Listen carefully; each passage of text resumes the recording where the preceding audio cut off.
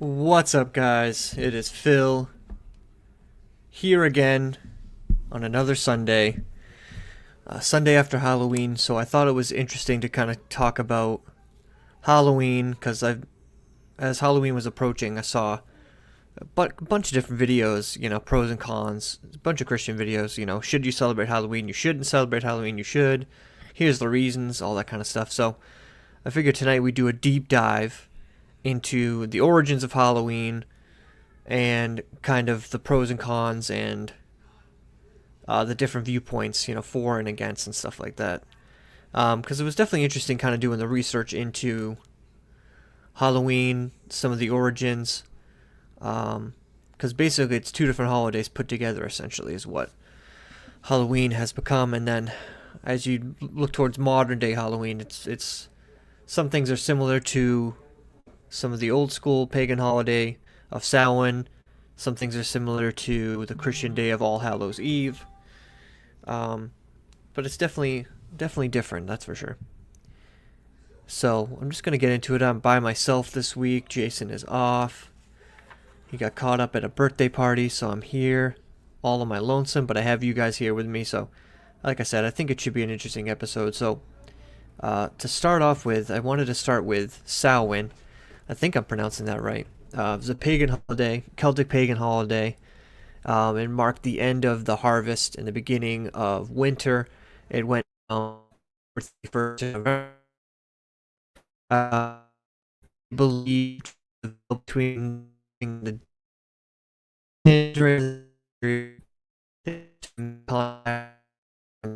or fairies as well because it was Celtic. Drink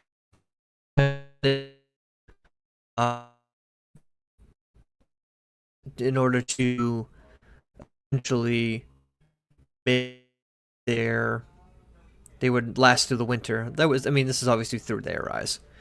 So, which is rather interesting. I've already got a comment. Carlos says hi. What's up, Carlos? How are you, bud? Um, yeah. So it was definitely so that's kind of like the pagan Samhain. Another thing they would do during this holiday is the souls of the dead were believed to visit their relatives during this time period. So when they would have dinner and stuff like that, they would set a place for their family members or dead family members for a table at them to eat. Another part of this holiday was mummying, and it reminded me when I saw the word, I was like, where have I seen this word before? And in Philadelphia, they do the Mummers Parade. I don't know if you guys ever seen, if anyone's from Philadelphia or that area, they have like a Mummers Parade every year, which is like people in costumes and stuff. So basically, they would dress up in costume. It was a part of the festival where people would go door to door in costume and they would recite verses in exchange for food. Now, keep that in mind because I think that's an interesting aspect of Halloween that we still do nowadays, but that also has, there's also Christian ties to that same sort of act. It's a little bit different, but definitely interesting that there was like the two things in two different holidays that are very similar, actually. And my cats are battling. Unbelievable. No respect for the podcast. Anyway, so another part that I kind of wanted to get into, which is not really necessarily a part of Samhain, but it was part of not necessarily Celtic, but Irish culture. As anyone out there might know, like with pumpkin carvings and stuff like that. So I was like, I thought I had heard something before about pumpkin carvings and where that came from. So there's an Irish story called Stingy Jack. I don't know if you guys ever heard of Stingy Jack. We got a comment down here.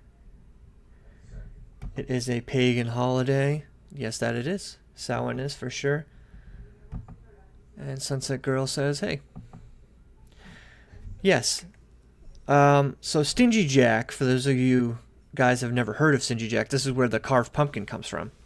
And it's an Irish like folktale, sort of. So it comes from this is how the story goes. So Stingy Jack convinces the devil to turn a coin into a pay for a drink at a pub. Instead of paying, Jack pockets the coin along with the silver cross, trapping the devil until he promises not to claim Jack's soul for 10 years. So he kind of tricks the devil into paying for his beer or drink or whatever, and traps the devil. And so after those 10 years, 10 years are up, Jack tricks the devil again. While the devil is climbing a tree looking for Jack, Jack carves a cross into the trunk, trapping the devil until he promises not to bother Jack for another decade. So he tricks the devil twice. And then, finally, Jack dies. He's denied entry into heaven, but he's also denied entry into hell. But the devil's bound by his promises, so the devil gives Jack a single burning ember from hell to light his way through eternal darkness. Jack places the ember inside a hollowed-out turnip and uses it as a lantern. So, originally, they used to carve turnips. This is in Ireland. They would carve turnips. And, yeah, so it was just interesting. It started out as turnips, but when they came to America, the Irish settlers, that is, they discovered the pumpkin, and the pumpkin was better for carving. And so they eventually started carving the pumpkin instead. Yeah, I have heard of radishes, too, as well.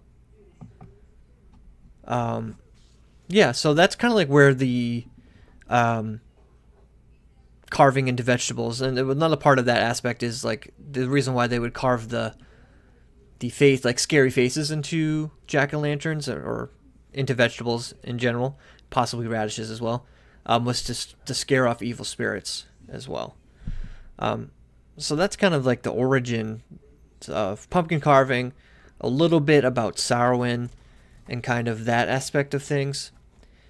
Now, the other aspect of Halloween, whereas like it's a combination of Samhain and All Saints' Day.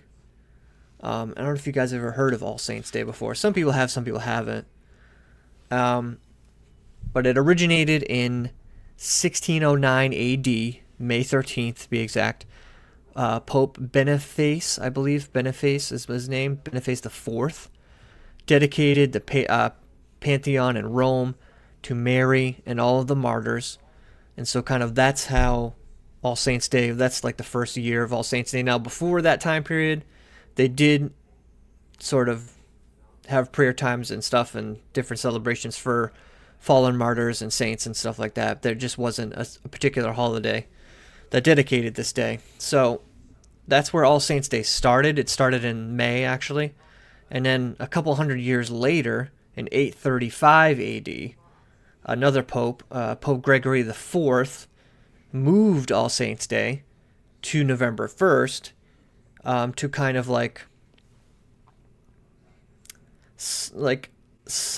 subvert or sort of take away from Samhain, the pagan holiday. They also did that with Christmas, if I believe, as well, because Christmas and Yule, the Yule time and Yule log and all that kind of stuff, that was another pagan holiday, so they moved Christmas to Jesus' birth to that time period as well. That's kind of like another thing they kind of did. I don't know if that's around the same time. I forgot to look that up, but so they had there's a history of the Catholic Church kind of, if there was pagan holidays around certain times, what they would do is they would try to replace those holidays with Christian holidays. So All Saints' Day was sort of that version of that for Halloween or Samhain. So that's kind of like where the Halloween kind of comes from, is All Hallows Eve. Then that kind of turned into Halloween, as far as the name goes, not necessarily the practices and stuff. So which I thought was like very interesting. I kind of like knew a lot of this stuff before, but I think some people don't kind of know this stuff. And I'll have to check that out. Kirk Cameron did a pretty good job explaining Halloween from a Christian perspective last week on Facebook. I'll have to check that out for sure. And so over the years, these two holidays kind of get combined. There was, I don't know if I wrote this down or not. I might have not have wrote this down. I thought I had written it down, but in Christian, on All Saints' Day, they would do this thing, which is very similar to trick-or-treating, but not quite exactly the same thing. They would call it souling, I believe. I thought I wrote this down. Yeah, it is. Here it is. And this is England and medieval England. Origins date back to souling, a Christian practice of going parish to parish, begging the rich for soul cakes, they called them, in exchange for praying for souls of the givers of the food and their friends. So they would sort of go church to church, um, and kind of go what they would call is this like souling. And I believe it was the Philippines. They actually dressed up in white sheets, and sort of to look like ghosts, I guess. And they would basically do the same thing.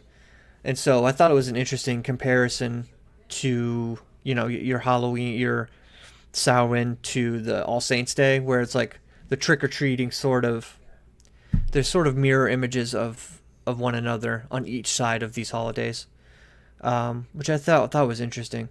Now, fast forward to American time period. The carving the pumpkins kind of comes over with the Irish immigrants and stuff, and a lot of their customs and stuff start coming over.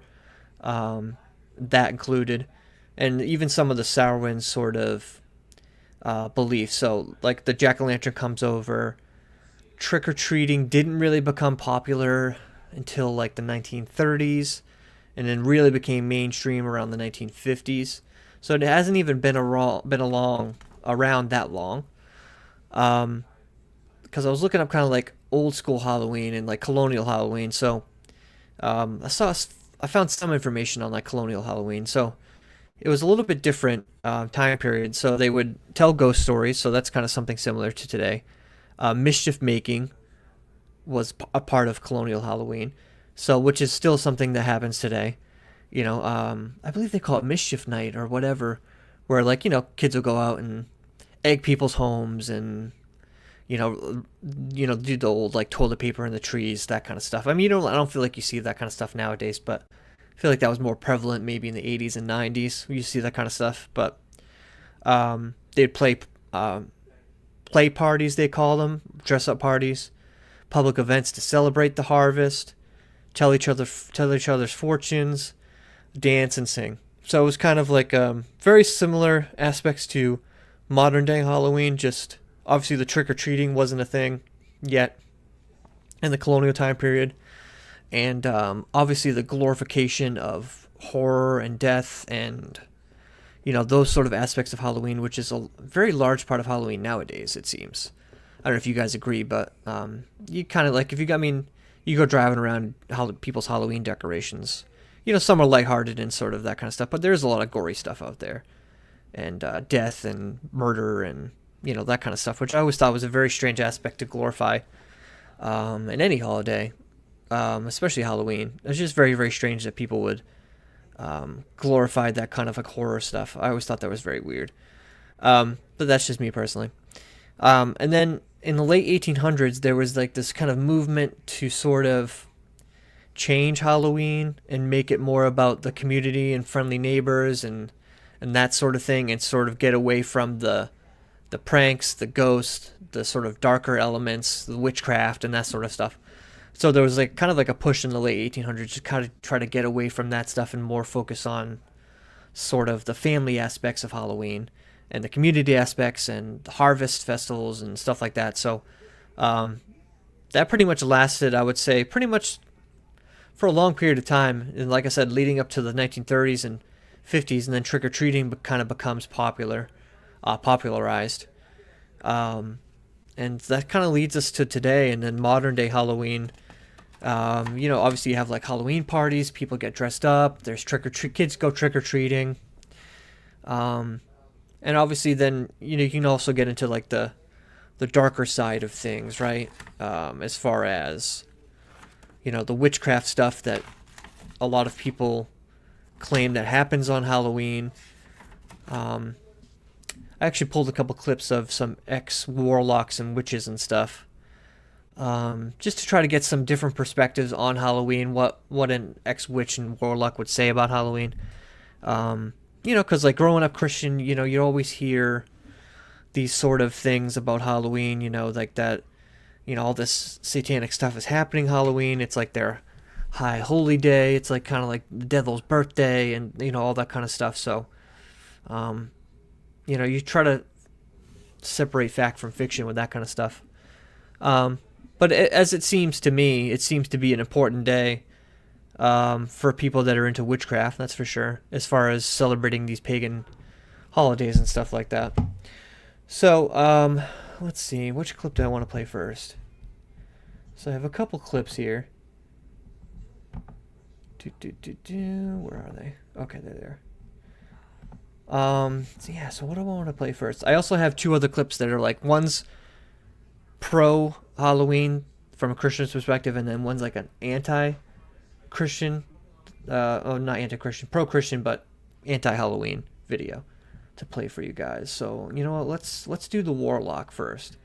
So this guy's name is John Ramirez. I've heard of John Ramirez before, but he's an ex-Warlock. He was a Warlock for over 25 years, so he has kind of like a unique perspective on Halloween. And I mean, this guy got married on Halloween, so check this out. This is what he has to say. Ex-Warlock.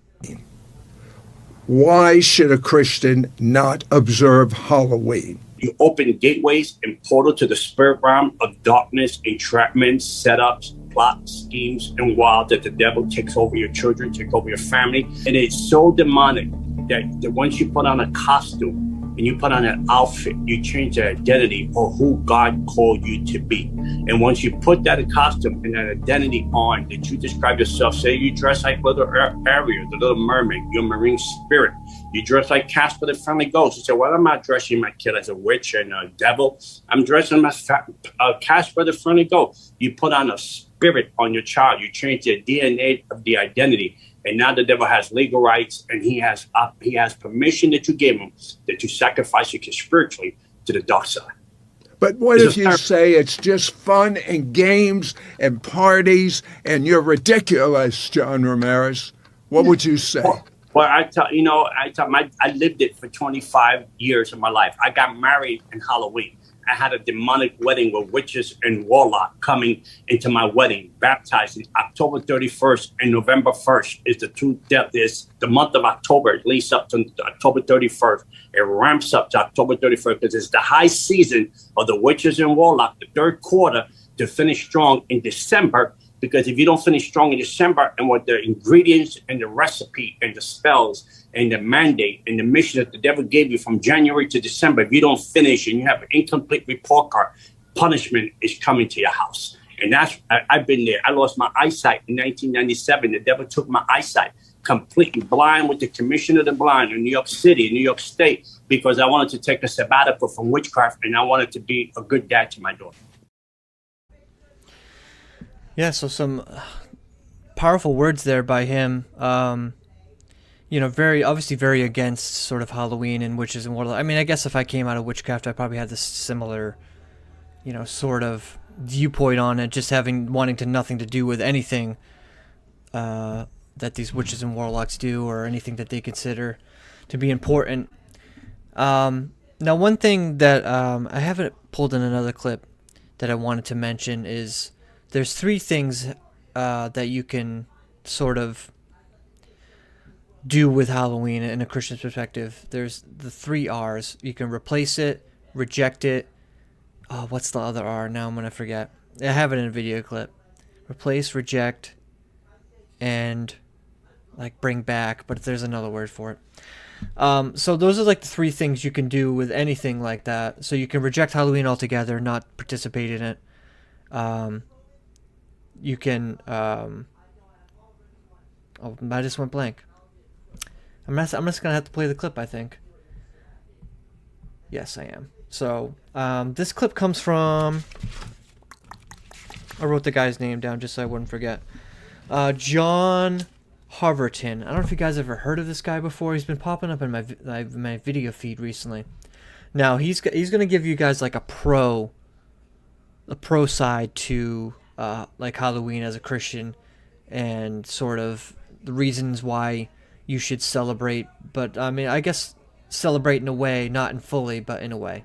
that Christians can approach every issue. There are 3 R words: receive, reject, redeem. There are some things that Christians can, in the world, that Christians can receive. There's some things Christians should explicitly reject, like pornography. It's evil. So here's a question: should Christians redeem modern American Halloween? We actually have a really good analog in 1 Corinthians chapter 8. You have all these Christians who just got converted to Christianity out of paganism. That's the same. And what they used to do is they would go to their pagan demonic temples and they would offer sacrifices there, and then they would take the meat from the offered sacrifices that were offered to demonic false gods home. They would cook it and they would eat it. All these people in the Corinthian church, they become Christians. Now they're like, hey man, when we go to Kroger, when we go to the Roman Kroger down here, there's still this meat sacrifice to idol section, and it's a little cheaper. I'm contextualizing. It's a little cheaper. Are we allowed to get the bacon, from that section and eat it? Listen, this is really interesting. Exact same situation. If you go to 1 Corinthians 8, so that's the question.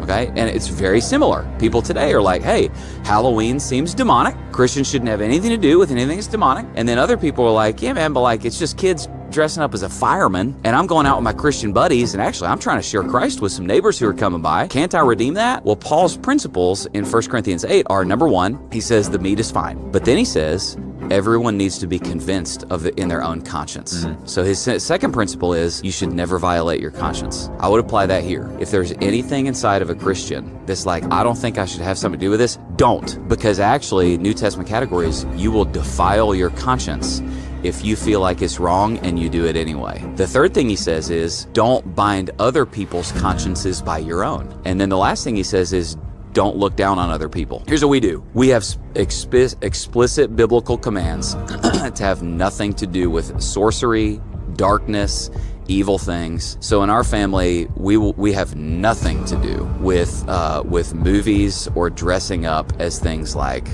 warlocks and witches and vampire dark things. We just don't do it, man, because we're like, nope, we don't take part in deeds of darkness on the Howard team. We don't do that. Here's what we will sometimes do. I think this is what we're doing this year. We'll sometimes grab a bunch of Christian friends, and we had a little corner of our neighborhood. In our last neighborhood, it was all Christians. Nobody was putting up dead bodies. It was just a bunch of people's kids dressing up as a firefighter and going to these 7 houses and getting candy, and literally the parents, God bless y'all, have a great night. It didn't feel real demonic to me and when we're doing that. The Bible said that he... Yeah, so let me know if those clips are playing right, because I'm doing a new thing where I'm playing them vertically and horizontal on 2 different whatchamacallit, so it's giving me a delay on my end, so I'm hearing the video twice. It's kind of annoying. So just let me know if you guys are hearing the video clear and all that kind of stuff. Yeah, so receive, reject, redeem.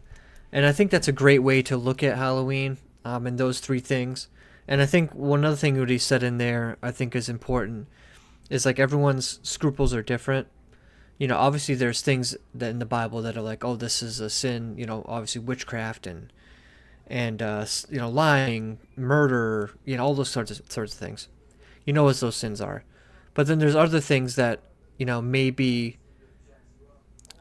in some person's eyes, oh, I shouldn't celebrate Halloween because it violates my conscience, right? Then you probably shouldn't celebrate Halloween because it violates your conscience. Likewise with a lot of stuff. Okay, the video's working fine, good. So those are called scruples. So I think it's important, if you have those sort of scruples, because a lot of Christians. Here's another great scruple. So some Christians can have a beer, and then they're fine with having a beer or whatever. They don't get drunk. They don't, or anything that would cause them to sin. But then there's other Christians that are oh, you should stay away from alcohol altogether. I don't drink at all. And I think both are fine. It's just everyone's scruples are different. So because drinking itself is not a sin, being drunk obviously is a sin. And I think that kind of applies here as well. Now, obviously, you guys can kind of figure this all out on your own as far as whether you want to reject Halloween, receive Halloween, or redeem Halloween. I think a lot of people nowadays are taking the path of trying to redeem Halloween, especially with a lot of trunk or treats or sort of your harvest festivals and sort of creating these sort of alternative things for their kids to do in church settings and stuff like that. So I think it just depends on the individual person. I think another thing you said in there is like I think it's important not to glorify the darkness in Halloween. If you are going to celebrate Halloween, maybe don't go dressed up as Jason. Probably, if you're a Christian, you probably shouldn't be doing that, or glorifying murder or glorifying witchcraft. You definitely shouldn't be dressing up as a witch. That's for sure. If you're a Christian, no doubt about that. Because one of the things that John Ramirez said, as an ex-warlock and stuff, is like he was saying talking about sort of dressing up, and you sort of invite the devil into your life or whatever just because you dress up and stuff, kind of like giving him permission or a foothold in your life and that sort of thing. And I heard another Christian say, well, if that was true, then like what about people that aren't like Christian on Christmas when they open gifts, because Jesus received gifts and that's why we give gifts on Christmas? Do they receive the Holy Spirit when they open those gifts? And it's like, well, no. So just because you dress up for Halloween, I don't think that necessarily means that you're gonna have a demon attached to you or something like that. You know what I mean? Now, if you really are celebrating the darkness of Halloween and sort of that witchcraft and negative aspects, I don't think that's something a Christian should do for sure. But like I said, I think it depends on the individual person. Everyone's scruples are different. Everyone's going to view this differently. So I think it's just important to sort of kind of get all Christian perspectives on this. And so I have another clip here. This is from Isabel Barbosa. And she has a different sort of viewpoint on Halloween, and she thinks you should not celebrate Halloween at all. Check this out. Holiday, and if you're Christian, you should not be celebrating Halloween. Let me clock it for you. Actually, Isabella, the Catholic Church came up with Halloween. Nope. Halloween, before it was Halloween, was called Samhain, pronounced Samhain. It was a pagan holiday celebrated on October 31st, where they lit bonfires, they wore costumes, they went out, left treats, gave burnt offerings to their gods. They believed the veil between the living and the dead was the lightest that day. Now, in the 8th century, Christianity was spreading, Catholic Church was taking over. They were known to be the shot callers and be in charge of everything in the area. They saw this pagan holiday and it wasn't a good look on them. So what did they do?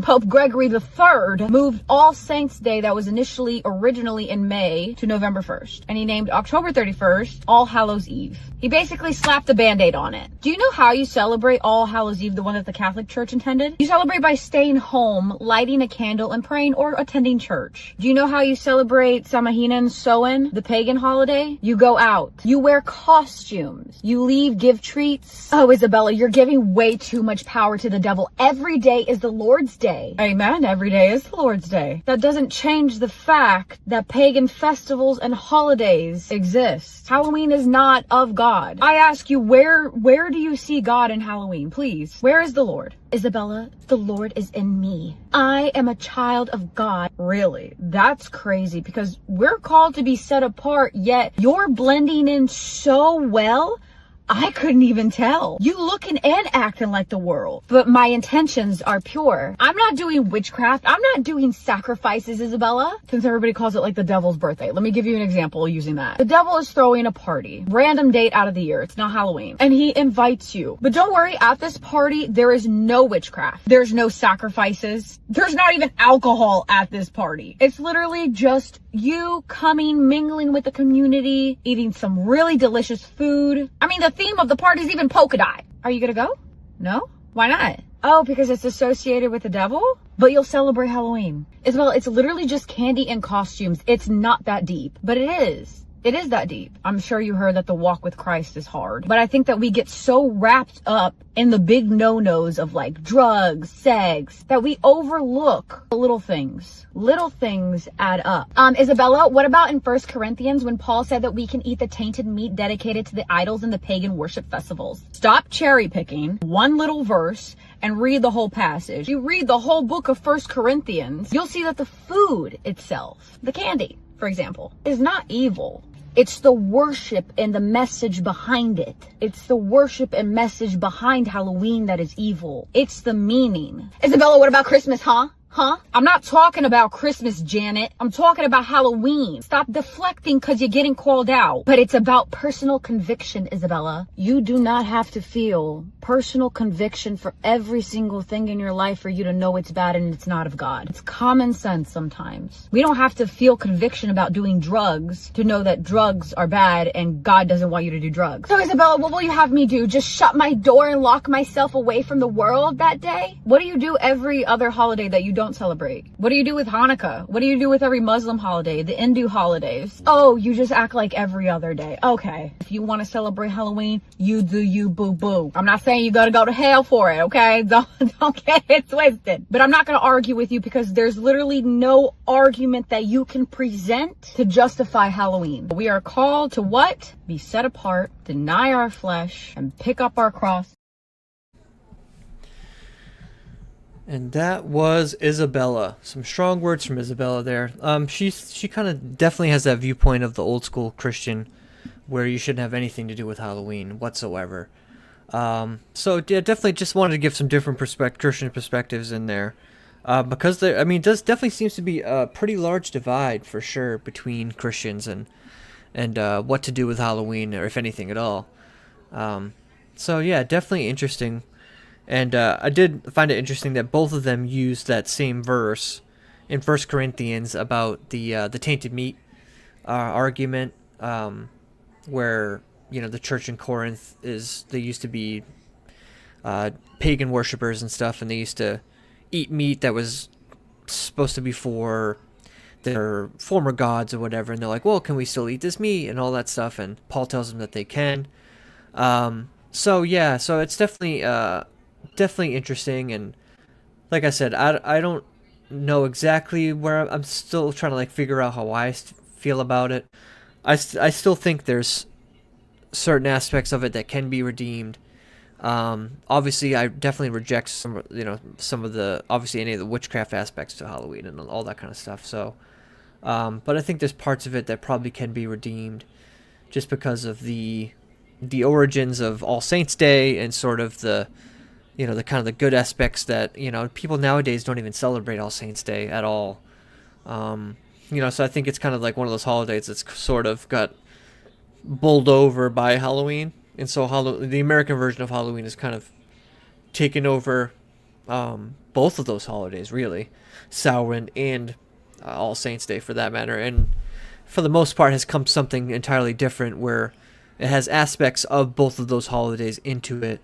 Mostly Samhain, a little bit of All Saints Day, but mostly Samhain, to be honest.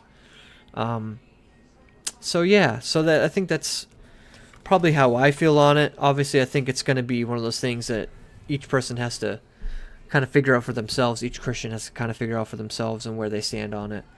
Because like I said, when I was growing up, we wouldn't celebrate Halloween at all, and when in a church and stuff. I think there was a few times we had like a couple.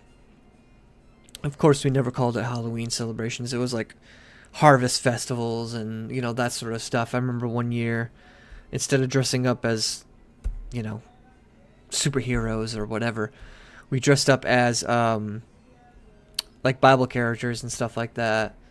And so I know some Christians celebrate All Saints Day, and they'll do something similar like that, where they won't dress up as characters or superheroes or people from movies or cartoons or whatever.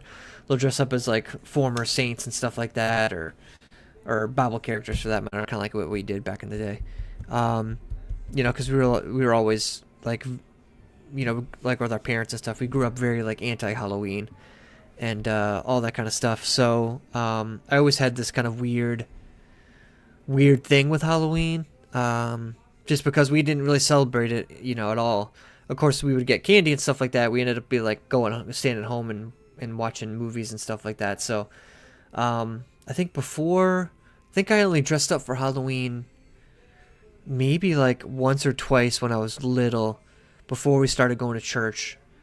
And then once we started going to church, we never really did Halloween, and I think we did it once when I was in college, but that was because we were all like Christian kids who never went trick-or-treating, so we wanted to go trick-or-treating one year, just because we never did it before. So, well, we hadn't done it in such a long time. So we kind of did it. But yeah, so I definitely grew up very anti-Halloween. That's for sure. You know, because I know a lot of churches nowadays. If you guys go to church, I'm sure a lot of churches, like our church, does like a trunk or treat type thing, where we do it for like the community. It's kind of like an outreach type thing. Like we gave away some Bibles and stuff this past year, along with candy and stuff. So we use it as an opportunity to do some outreach, which would be like a version of like redeeming the holiday, and that sort of thing. So yeah, I think it's going to be up to the individual person. Everyone's different. So like I said, some people are, you know, vehemently against it, and I think if it's something that, you know, your conscience is against and you can't justify it or whatever, then I think you shouldn't do it at all.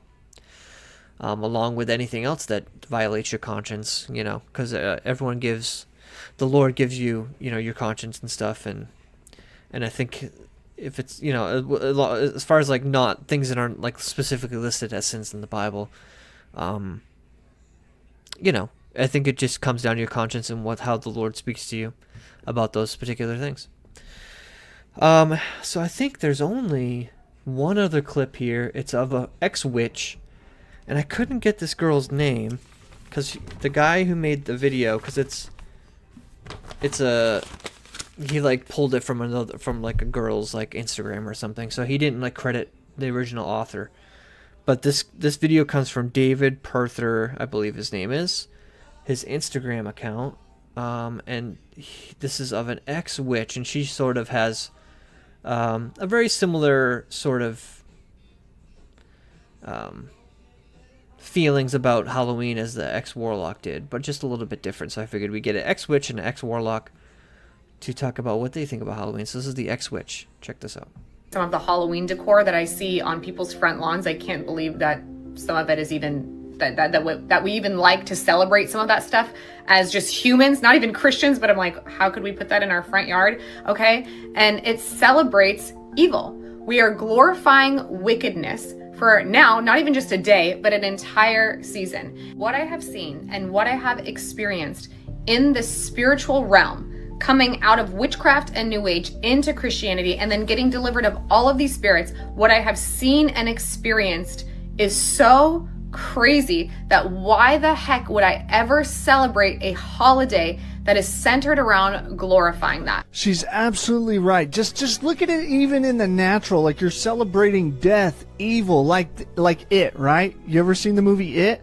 People celebrate that movie It, and it's legitimately the devil eating kids. It's a devil eating kids. That's real life. That stuff really goes on, and people are like, oh my gosh, it's such a good movie. And they're dressing up their kids in the demonic being that eats kids, and people just think it's okay. Like, when have we lost our minds? Like, go to Africa. They don't think this stuff's funny, but we think it's funny here. Wake up to the truth, because we're living in the last days, and if Jesus comes back today, are you really saved?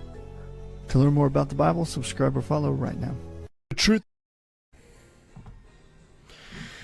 Yeah, so like I said, very similar to what the ex-warlock said about, very similar thoughts, you know. Why would you want to celebrate something that glorifies death and darkness and all that kind of stuff, which is, I totally understand and get. I totally am in agreement with that side of Halloween for sure.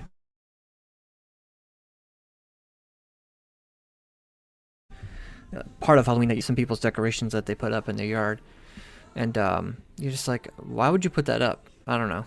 That's just kind of weird. Not everybody. Some people put up, like, you know, the cartoonish sort of Halloween decorations and stuff, but I feel like Halloween decorations are on the rise. I don't know if you guys agree with, as far as like people decorating their yards and for Halloween and stuff, especially those like 12-foot skeletons. I'm sure, have you guys seen those like 12-foot skeletons that people have nowadays in their yards? And they're like so expensive that people like will leave them out all year round and try to like find uses for them because they spend so much money on them. Which is just an aside, which I just think is funny. Just because they spent so much money on them that they have to figure out a way to like get their money's worth. So like, might as well leave them up for Christmas and put a little Santa hat on them. But yeah, but I definitely noticed. I feel like, anyway, as a kid, I don't remember seeing as many Halloween decorations as I see now. But yeah, if you guys agree, mark them down in the comments. I'm just noticing now I have like a soundboard over here that I can play. Like one of them says applause. I'm gonna play this. How about that? Yeah, so interesting. I didn't realize that there's a soundboard over here. Fast heartbeat. A gong.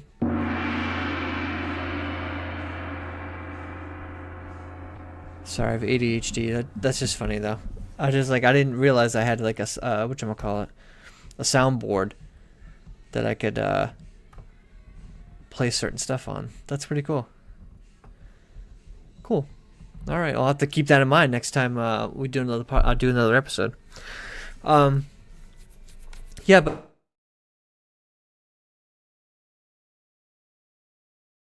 leave comments on what you guys think of Halloween.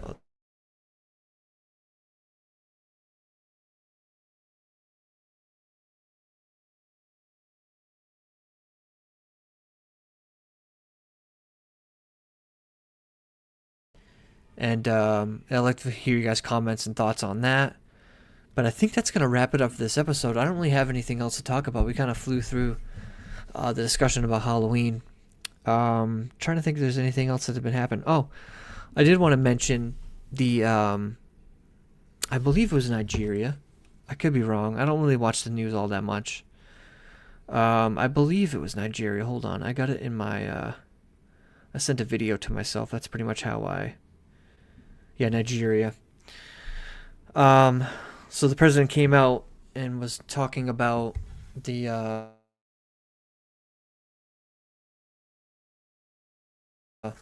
all the Christians that have been getting.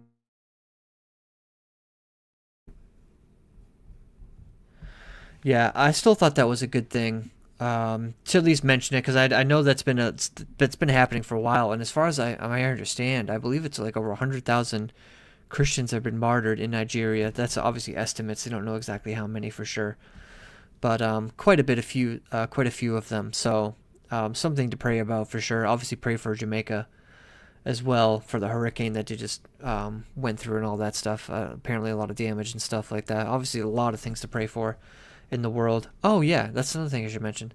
If you guys have prayer requests, mention them down in the comments, and I will definitely pray for you guys. If you guys have anything you want prayer for, tests coming up, or family members that are sick, or your workplace, whatever the case may be, please put them down in the comments.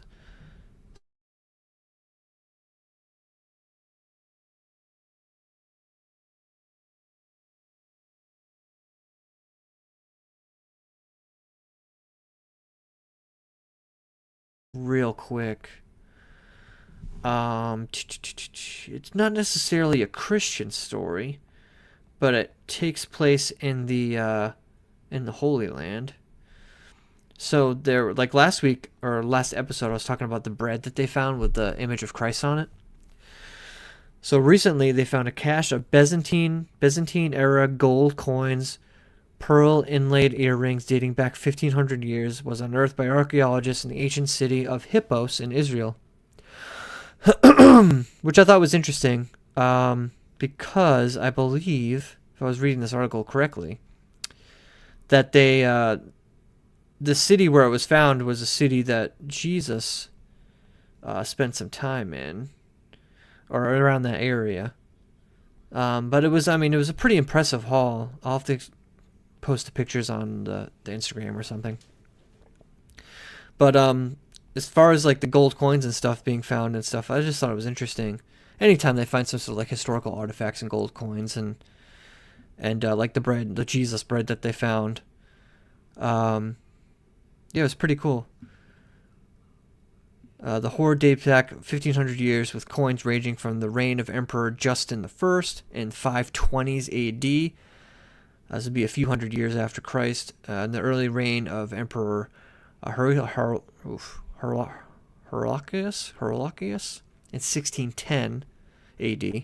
Among the coins was a particularly rare transmissus, probably minted in Cyprus at the end of 1610 by Emperor Heraclius. Heraclius, an elder and his son during the revolt against Emperor Phocas. It's the second coin ever discovered in Israel. Only such of that same coins. But yeah, very, very cool that they found these coins. Pretty impressive to be so old. I mean, they're in amazing condition. Like, these gold coins look near perfect as I'm looking at them in this picture. You know, usually when they find stuff that's like old like that, and it's usually pretty, it doesn't look that great. You know, but these coins look absolutely incredible, and even the earrings still are intact. So, quite an amazing discovery, to be honest with you. So, yeah, I'll have to post that article so you guys can see it. But if you just search that, I'm sure you guys can find the photos for it. Because I was gonna post these photos or have them available, but I forgot to pull them. But anyway, I think that's gonna wrap it up for this episode. Thank you guys again for being a part of this episode. We had a lot of viewers on this one, which is cool that you guys are interacting. You know, having a lot of views. So I appreciate you guys coming along for the ride and sort of interacting, talking, interested in this episode. So thank you guys so much for listening and watching, and we'll see you guys week after next. I'm not sure what we're going to talk about yet. I kind of build these episodes like a week out or so, you know, because like things happen, news stories break, and I kind of find something to talk about. So I don't know if Jason will be back next week. It's been 3 solo episodes of me by myself alone, which is fine by me. I think there's a good flow to it, whether it's me and him or just me. So I think it's going to be good. So I'm excited that you guys stuck around the whole time. I appreciate it. But yeah, please leave your comments on this video of what you guys think of Halloween, especially if you're Christian.